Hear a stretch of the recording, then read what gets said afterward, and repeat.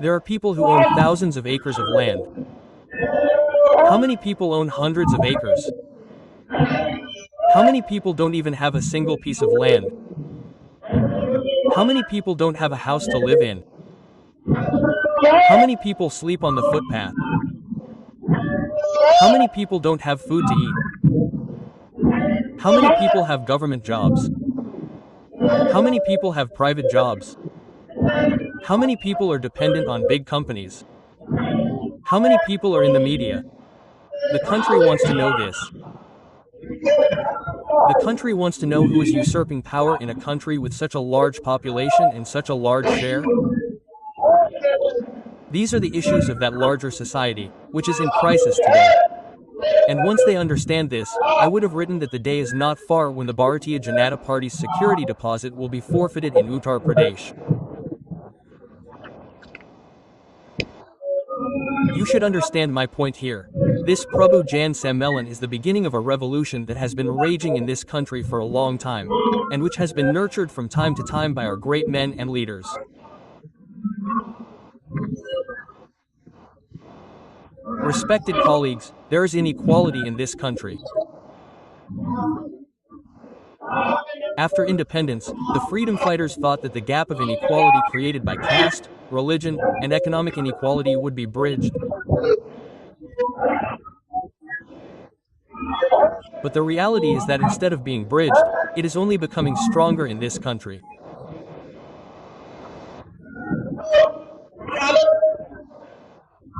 Respected colleagues, today the situation is such that 10% of the people have become wealthy, 90% of them are middle class on a large scale, and there is a poor section who go out to work in the morning, only to find that their children get good food, good clothes, and the facilities they are entitled to under the Indian Constitution.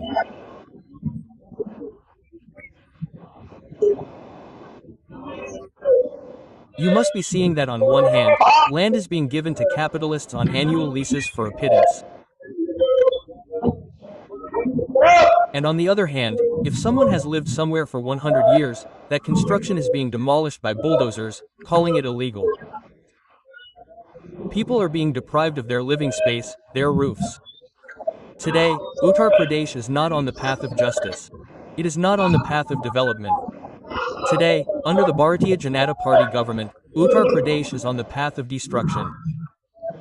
The poor are being crushed. Caste-based oppression is on the rise. Neither farmers are safe, nor youth, nor sisters and daughters, nor businessmen. People are being beaten based on their religion.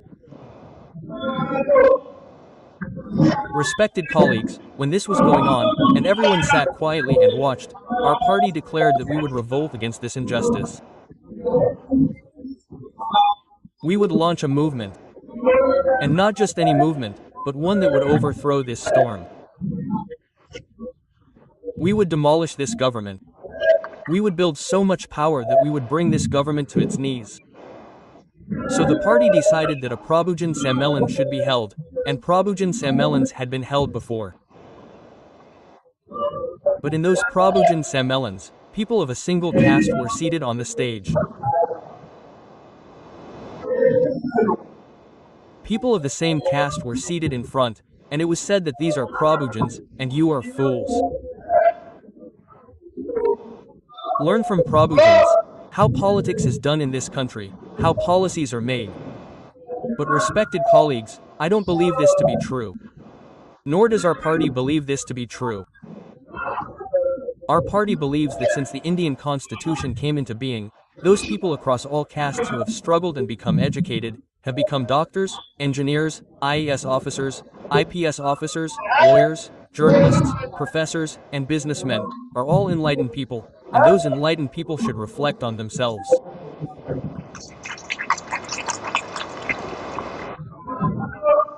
Respected colleagues, you should consider that in monarchies, swords, spears, guns, sticks, and bullets were used to change the government. Thousands of people sacrificed their lives. Only then did the government change. What changed? What changed? Say it loudly. Governments changed. During the monarchy, thousands of people lost their lives. Thousands of soldiers deserted. Many sisters were widowed. Many children were orphaned. Then the government changed. But in Indian democracy, you have so much power at your fingertips. Dr. Babasaheb Ambedkar put anyone he wanted on the throne and threw anyone he wanted to the ground. Today, the people have given you power in democracy. Respected colleagues, I don't go anywhere else. I stand as an example of this. You, the people of Moradabad, saw me protesting on the streets. Once, at the Jama Masjid, when you were being asked for documents for the NRC. And every person, I remember this even today. When I meet people, I can see many respected leaders of our party sitting here. Bhai Sahib, Deepak Sahib, Vijendra Sahib, Lalit Sahib, Sahib, Bhai Parvez Sahib, Aslam Sahib, and many others. And all these people I've named are the people who work day and night to get Nagina to the Lok Sabha. Your friend, who used to go to jail and face lawsuits while raising your voice on the streets, was made a Lok Sabha member and sent to Delhi with the power of their vote. They worked to strengthen your voice. Respected colleagues, I still remember that I didn't choose this path for power.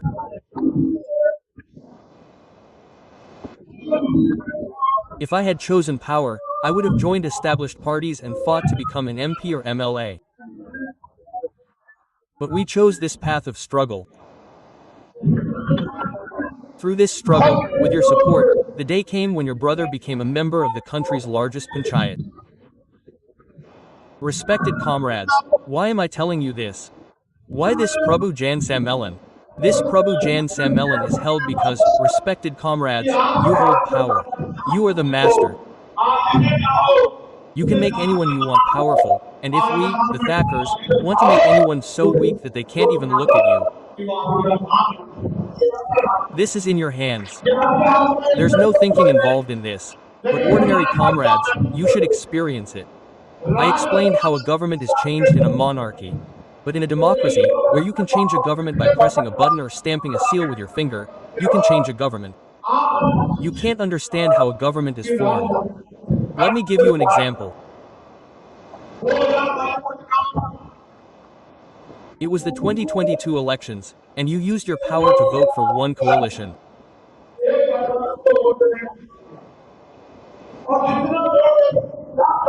And who knows how to vote? You gave 95% of the votes to one coalition.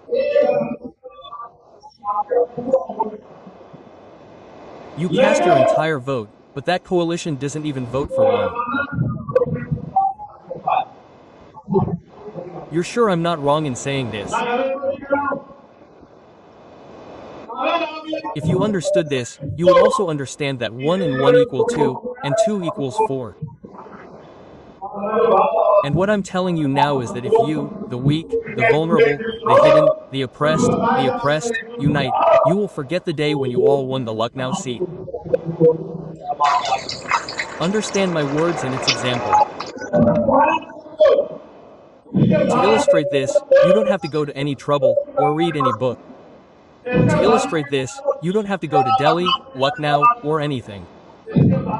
To illustrate this, you don't have to travel 50 kilometers from here to Mandal, or even your neighborhood, and go to Nagina and talk to the people there.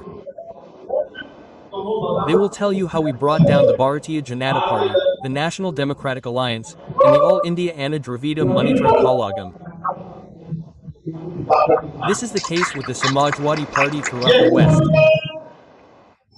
There's no other equation beyond this.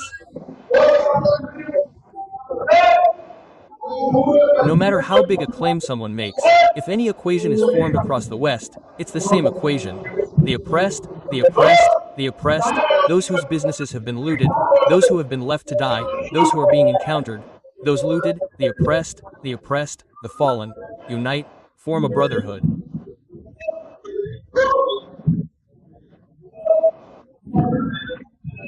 And I guarantee the day this brotherhood is formed, the gap will be so wide that even a government will be unable to defeat you.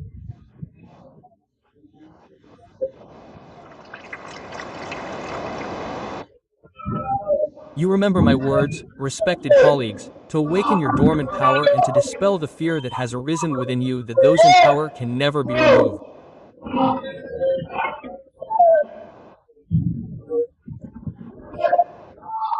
To tell you the truth that nothing is permanent. If you build power and form the right equation, you will occupy the chair. If someone else does, they will occupy the chair, and whoever occupies the chair will possess the power. The rest will simply be crushed under the power of the powerful. There's no other way. But respected colleagues, we're not running a movement to crush anyone beyond that. We're running a movement to give a life of dignity to those we want to oppress.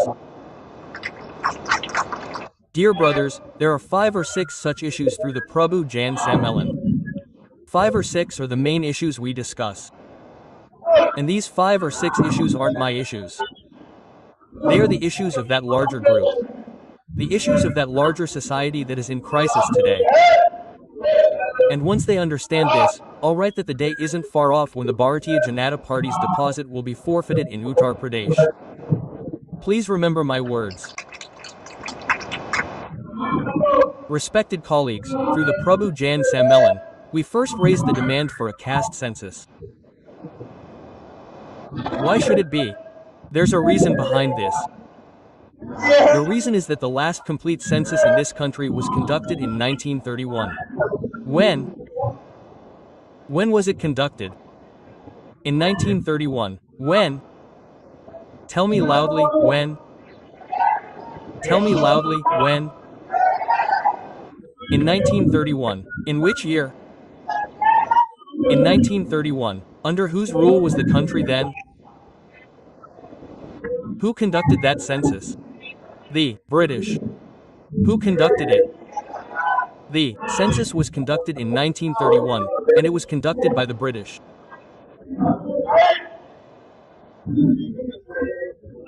They did so to reveal that all the leaders of that time, including Chotu Ram and Baba Saheb Ambedkar, were concerned that there was a large section of the population that lacked any rights. They should be counted and given their rights. So, respected colleagues, the census was conducted in 1931, and after 1931, we are now in 2025. Almost 95 years have passed.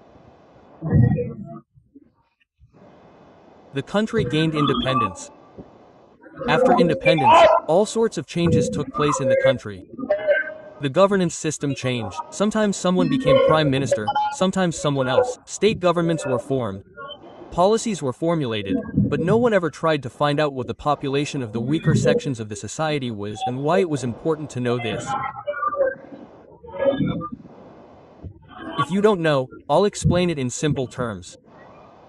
A father has 4 sons. If he divides the property, will he divide it equally among all 4, or will he give more to one and less to 3? Equally, but to make this division, he must at least know the number. If he doesn't even know how many brothers there are, how will it be divided? Therefore, in this country, a census is necessary for the division of wealth, land, and power. And when we raised the issue, the government guaranteed a census and announced that it would conduct a caste-based census. But we stated that a census alone wouldn't suffice. Economic data would also need to be collected. Economic data would also need to be made public. Why?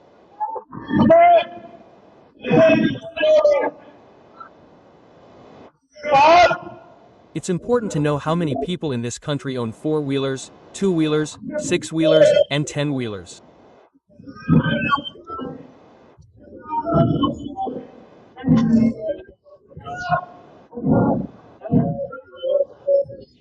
How many own buses, trains, and planes? How many own helicopters? How many people own ships? This is important to know. How many people own thousands of acres of land? How many people own hundreds of acres? How many people don't even have a single piece of land? How many people don't have a home to live in? How many people sleep on the footpath? How many people don't have food to eat? How many people have government jobs? How many people have private jobs? How many people are dependent on big companies? How many people are in the media? The country wants to know this. The country wants to know, in a country with such a large population and such a large share, who is breaking the throne and who is waking up every morning and sweating for 8, 10 hours to feed themselves. The country should know this. The country should know. We have demanded this information, and you tell us whether this information should be available or not. Raise your hands. And only when this information is available will the true benefits reach those who deserve it. Tell us only then will it reach those who deserve it or not.